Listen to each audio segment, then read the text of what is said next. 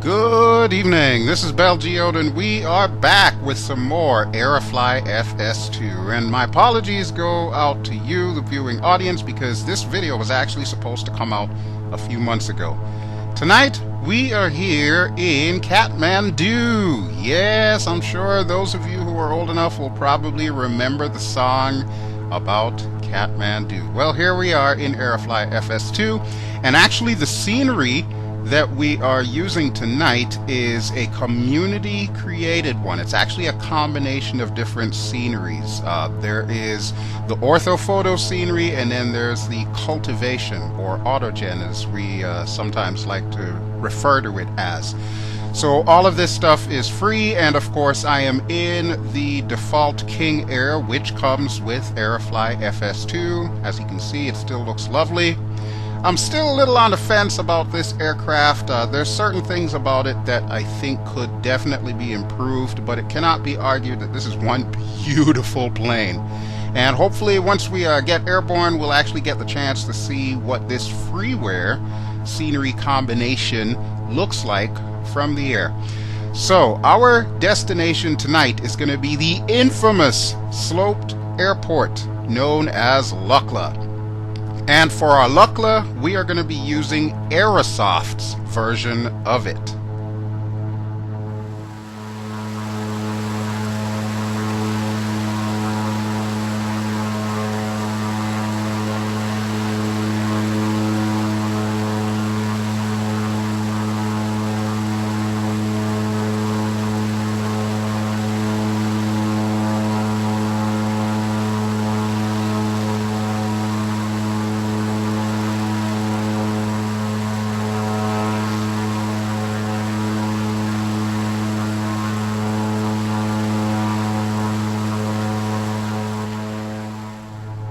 So from the time of my originally recording this episode till now, when I'm actually able to add the final voiceovers for it, Aerosoft has managed to release their Lukla scenery for both this flight simulator, Aerofly FS2, as well as for P3D, prepared version 4.5.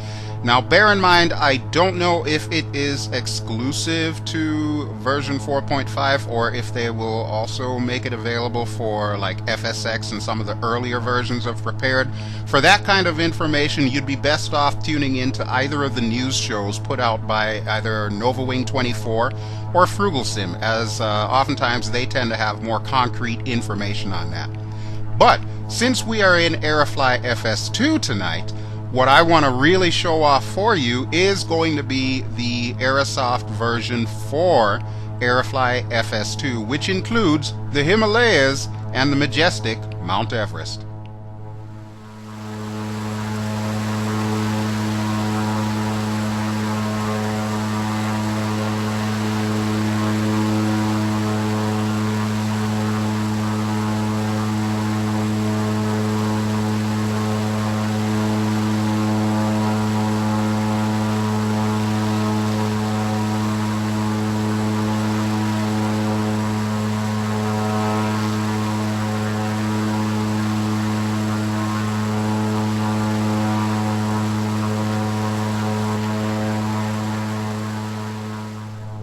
Okay, so we are just about ready to go, and we'll just check all of our instruments and everything. Everything's looking good. You may notice some of the displays are kind of popping in and out. That's an Aerofly thing, unfortunately, and the shadows are still a little bit odd, so obviously there's still some work that IPACS needs to do on this flight sim to help optimize it. But we are ready to go, so you know what it's time for, folks. Brakes down, throttles up, and we'll get our brakes off, and then we are gonna head down the runway here at Kathmandu, and we'll check out this scenery from the air. So one thing that I do notice about this conglomeration of freeware scenery packages, the orthophotos are not as great as I think they could be, but then considering the fact that a lot of the information about this neck of the woods generally tends to be of slightly lesser quality than, say, the United States or Europe or something like that, it is to be expected. It's going to look great above 2,000 feet above ground level, but if you're right on top of it, yeah, it can be a little bit lacking. But with that having been said, I think now would be a great time to go to the outside view and actually get a closer look at it as we fly over it. So, let me just make my quick turn here, and here we go.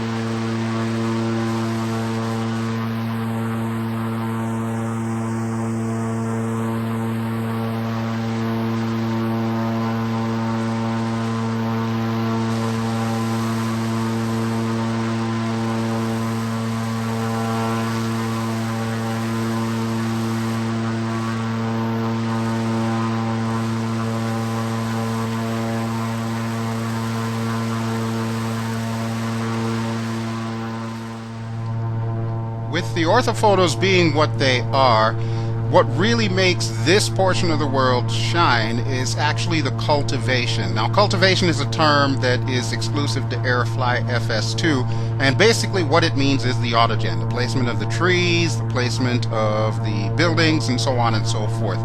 And if you look really closely, you can see that they pretty much nailed it. Everything matches up perfectly with the orthophotos. Now, I don't know a lot of the techniques behind how they're actually able to pull all of this together.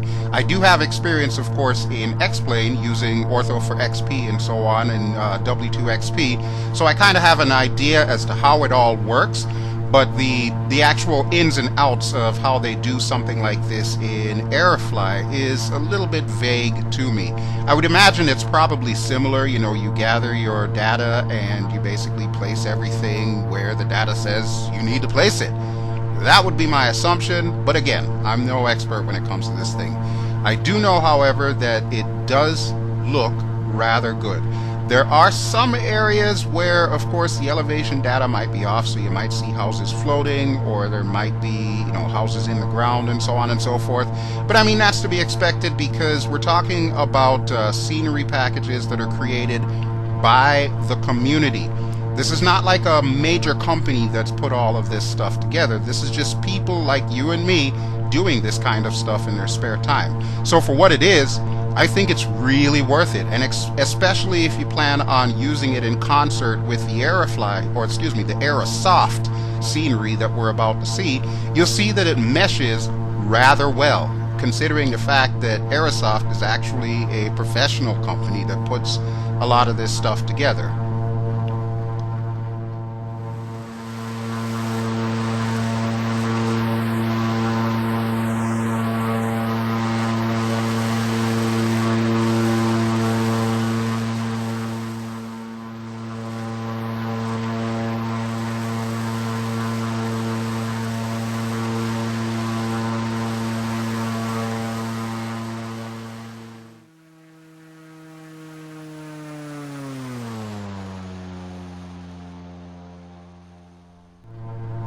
Now you may be wondering, why did I decide to go back to Aerofly FS2, especially since if you've been following this channel over the last few weeks, you will have seen my review of the brand new Microsoft flight simulator that is coming in 2020. Well, to be honest with you, Aerofly FS2 still has the best VR experience out there, and I think part of the reason why that is because it's got less resources that it needs to draw.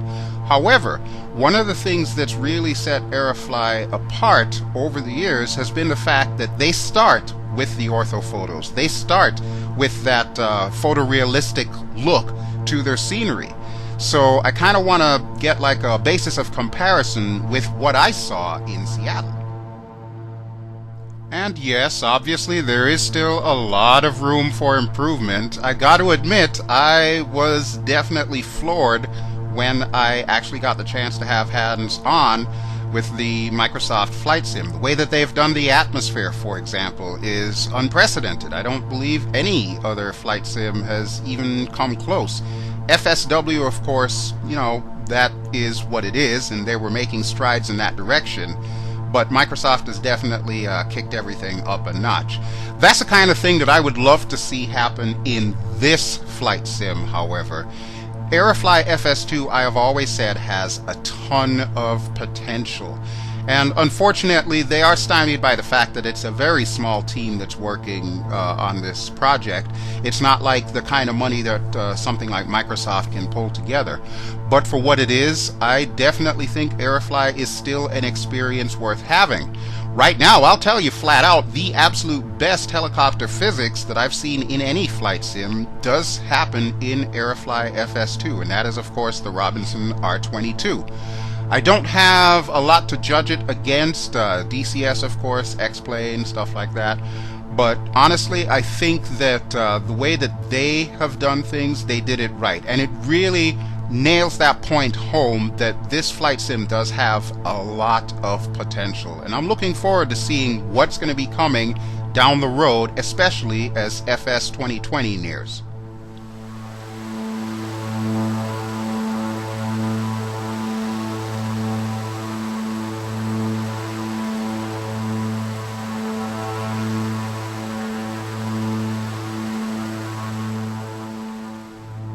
Folks, I can tell you right now that I cannot tell exactly where the delineation between this free scenery package versus Aerosoft scenery package begins. And that says something right there. That tells me that both parties have basically done this justice. Alright, let me pull our throttle back here a bit. Okay, so we are currently at cruise, and it's probably going to take us maybe about 10-15 minutes to get to the Lukla area. What I plan on doing is I plan on basically just flying around and showing you some of the things that are included with the Aerosoft scenery, most of which are only accessible by helicopter. So again, going back to that Robinson R22, you can really put that puppy through its paces. But then after we've done our little aerial tour, we will attempt to land at Lukla. And yes, I did emphasize that for a reason.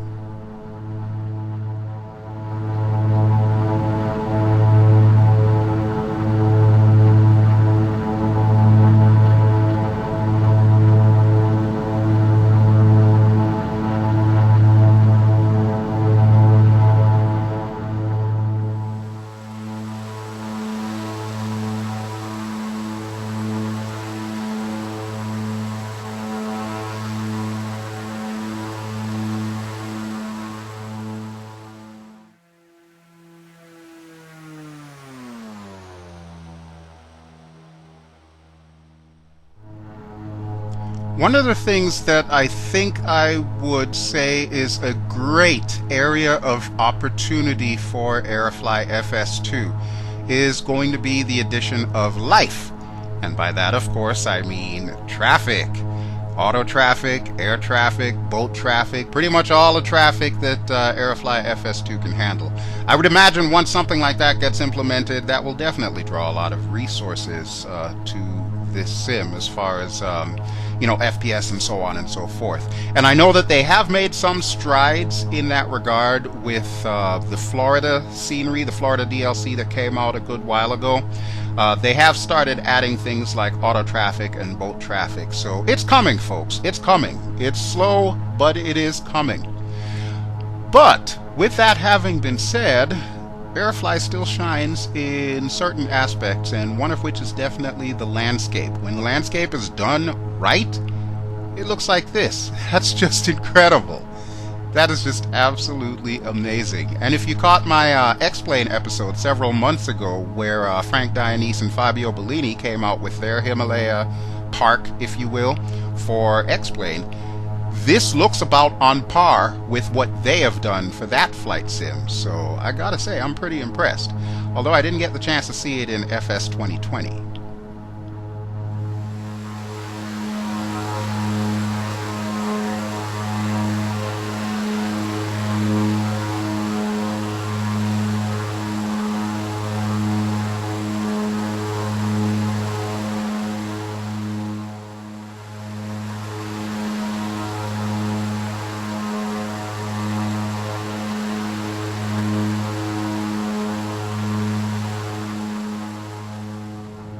Now, I'm not 100% certain, folks, but I think this may be where the two scenery packages get separated. I'm thinking all of the high mountains and of course that ridge that we're seeing up ahead, I'm thinking all of that is part of the Aerosoft scenery, and then everything that has a more green tint to it is a part of the FREEWARE scenery. I don't know, I could be wrong, but you know what? That's my story and I'm gonna stick to it. In the meantime, however, let's go outside for a little bit and see what we can see around the world.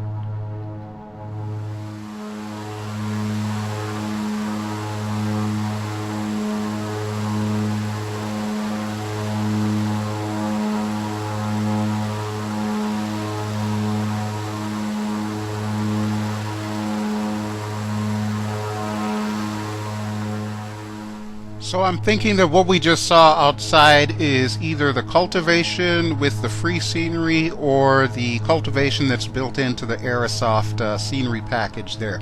The only real way that I would have to know would be to take one of the two out and then see which one looks like crap. And I'm not about to do that, especially in mid-flight. That just wouldn't end very well for any of us here. Alright, but I will say that the area that we're looking at up ahead, that is most definitely the Aerosoft area. So from my understanding, what I know about the geography of the area, that ridge up ahead, once we pass that, there should be another smaller ridge, and then after that smaller ridge is going to be where Lukla is. My plan is, once we get to where Lukla is, we're going to hang a left and we're going to check out some of the other areas that are in that scenery package before making basically an air U-turn and then coming back and trying to land at Lukla. That's the plan.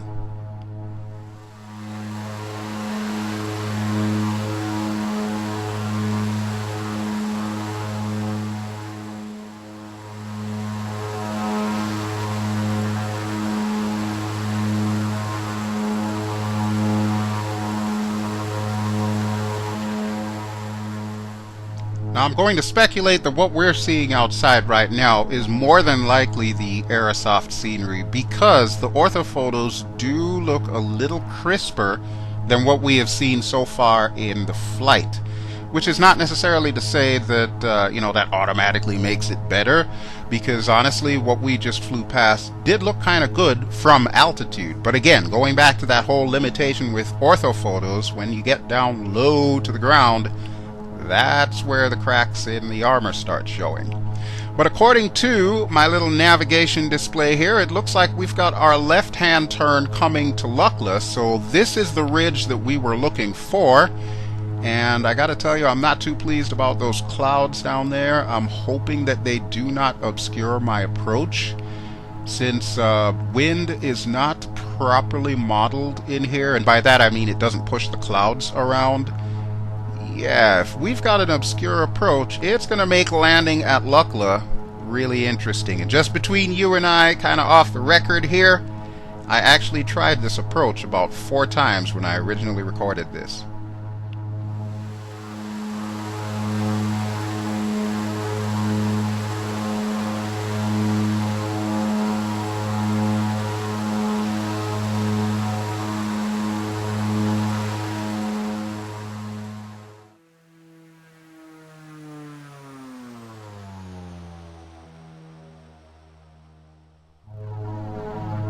Alright, so we have made the turn, and directly up ahead should be Lukla. You can see it off in the distance there.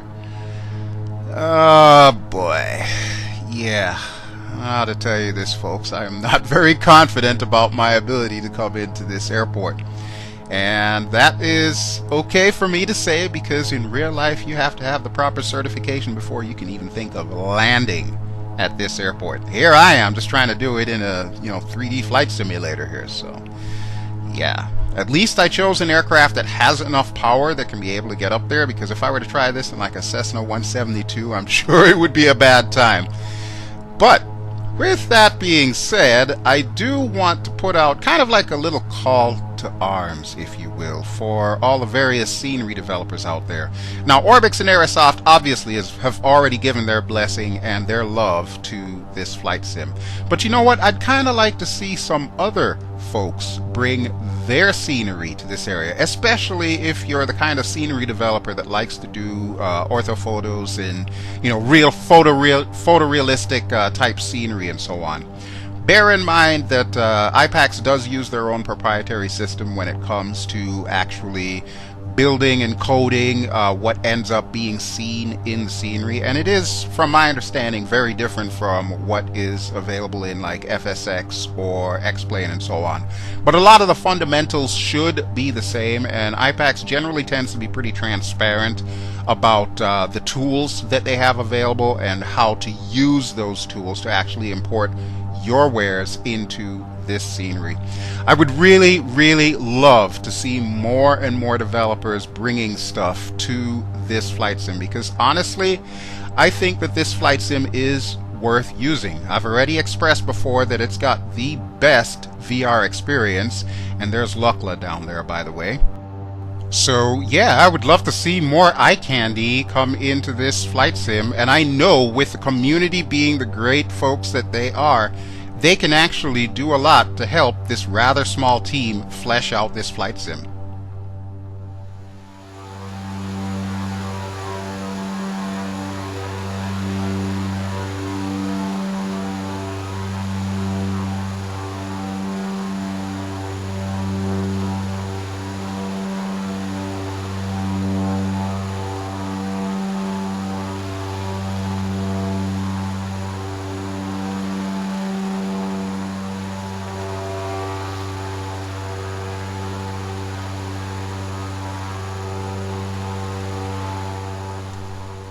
So welcome to the Himalayas, folks, and what you've just seen is only a small sampling of what Aerosoft has to offer with this particular scenery package. And just a kind of laundry list here so you have an idea as to what you will get with this PAYWARE scenery package. There are 5 fully detailed airports, and by detailed I mean all the buildings and the clutter objects, the vegetation, the people, animals, so on and so forth. There's 7 generic airports, which are just kind of thrown in there so you have like either a starting place or an ending place, but they're not of the same level of detail as, say, Lukla, which is of course the crown jewel of this area. And for us Rotorheads out there, we've got 12 helipads, all at varying altitudes to kind of, you know, test our skills.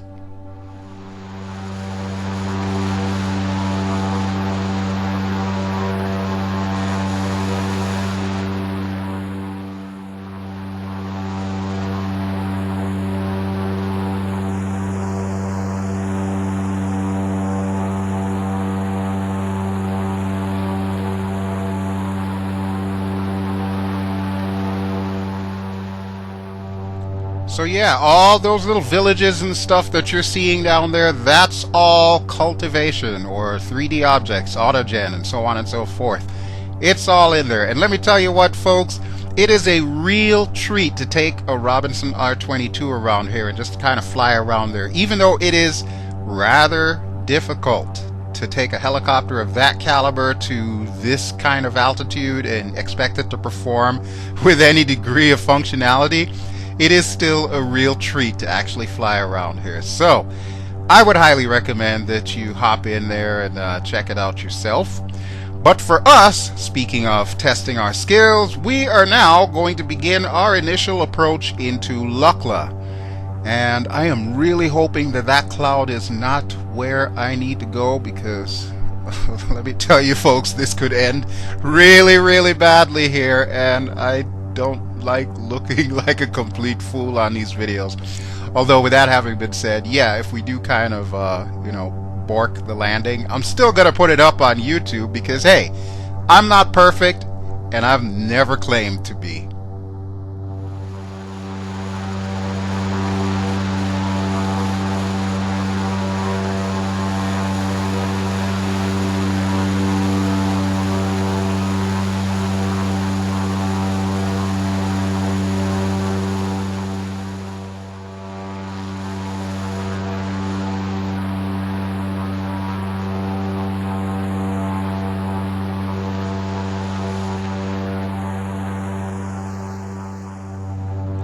Now I know I did say when I started doing this video that this was already pre-recorded, so spoiler alert, we do survive in the end.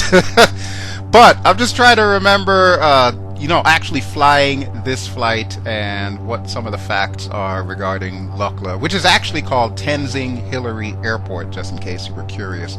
I do know that it is at an elevation of about 9,300 feet, and as you can see, we are considerably higher than that. However, with that having been said, I do not want to come down too soon, otherwise that's going to put us in a really bad spot to try and come in on approach. Because let's not forget, this runway slopes uphill.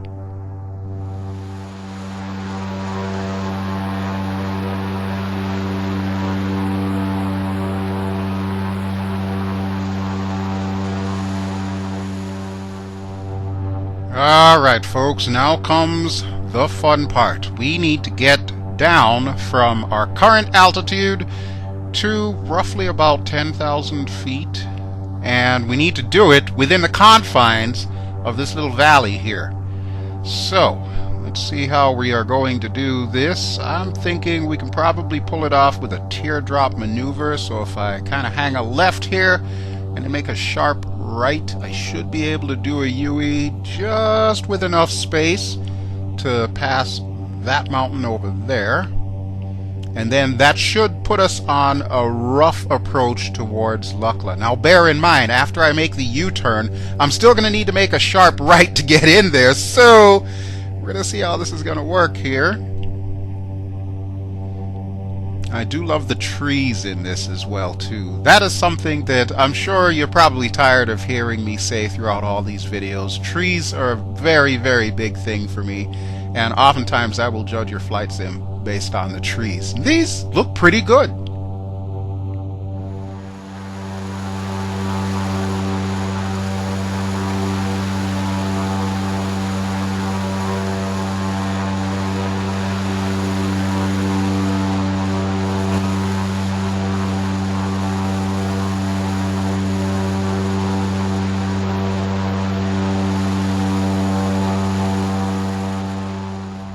So if there's any CFIs watching this video, that's certified flight instructors, my apologies in advance for this rather deep turn.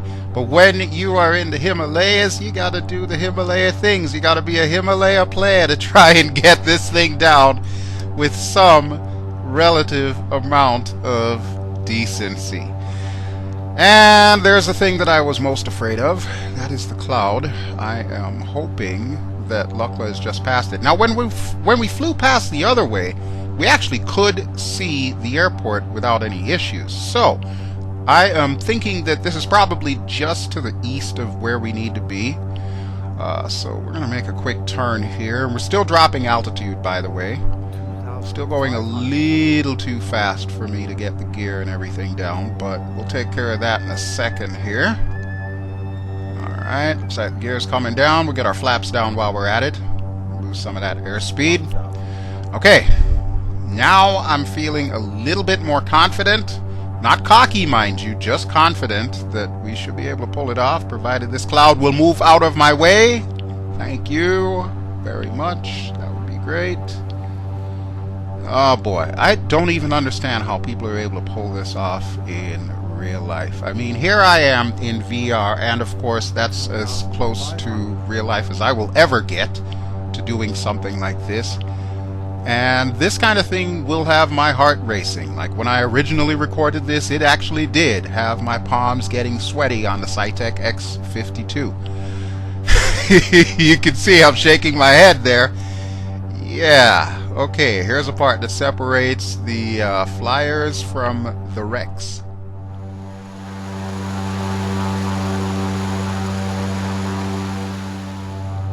Oh boy.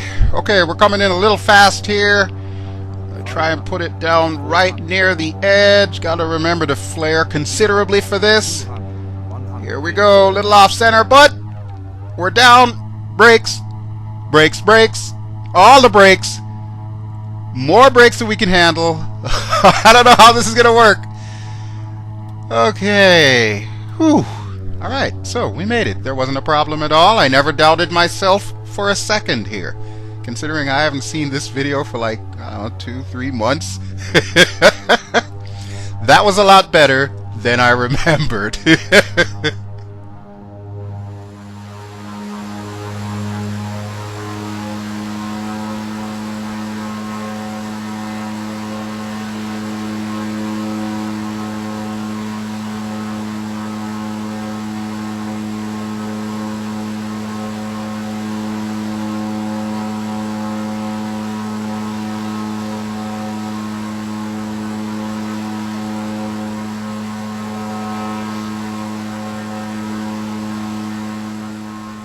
Alright, so welcome folks to Tenzing Hillary Airport, aka Lukla, the infamous Lukla. And this of course is brought to you by Aerosoft. This is a PAYWARE scenery. So I will remind you, when we began this flight, we began in a completely freeware area. The links to everything, of course, is going to be in the video description below. So I would highly recommend, if you are interested in this, go ahead and purchase the Aerosoft package, and then also get the freeware that I will have listed so that you too can do a flight like this from Kathmandu to Lukla. And then once you get in Lukla, hop in the Robinson R22 that comes with Aerofly FS2, and then go flying all over the area. And I would challenge you to see if you can find and land at every single helipad that is available in this scenery. And remember, there are 12 of them, and they're kind of scattered around the Himalayas, including, if I'm not too mistaken, a base camp really close to Mount Everest. But that'll do it for me, folks. Thank you as always for watching. This has been BelGeode. I've been flying in Aerofly FS2. If you enjoy this video, please feel free to give me a like. Don't forget to subscribe, and I'll be back soon. Ciao!